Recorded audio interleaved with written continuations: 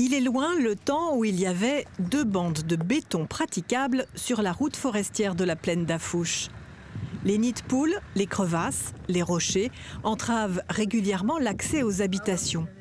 Pour une quinzaine de riverains, la saison des pluies est particulièrement angoissante. Il y a 2 semaines, devant cette maison, les fortes pluies ont creusé un trou d'1 mètre de profondeur. Les riverains l'ont comblé comme ils ont pu. La route n'est plus entretenue depuis plus de 6 ans et la route s'est dégradée, la rendant impraticable. Aujourd'hui, les services publics n'arrivent plus à y accéder non plus, donc on est privé de courrier, on est privé de la collecte des ordures ménagères. C'est des services qu'on paye avec nos impôts et qu'on n'a plus accès aujourd'hui. On a des médecins et des infirmières qui n'arrivent plus à voir leurs patients pour certains de mes voisins.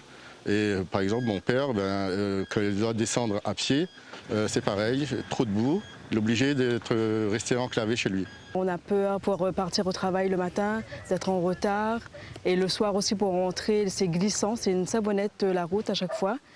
Lorsque l'ONF a fait ses investigations pour la forêt, pour récupérer du bois, eh ben, les camions sont montés une à une et ont défoncé le chemin initial. L'ONF renvoie la responsabilité de cette route à la région.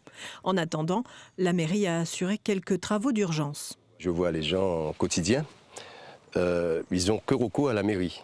Mais sauf que ce n'est pas notre compétence. Nous, on est obligé de trouver des réponses. Moi, j'ai essayé, après Garance, de faire des petits travaux sur 3 jours d'engin, mais on ne peut pas plus que ça. Il n'y a plus de collecte, il n'y a plus aussi de secours. Si jamais il y a un feu là, au plus haut, donc il faut quand même qu'on se mette autour de la table et on essaie de trouver les solutions pour ces administrés.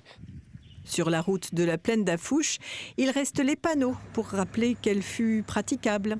On pouvait y rouler à 40 km/h. Aujourd'hui, à 10, c'est risqué. Et même en 4x4, c'est difficile.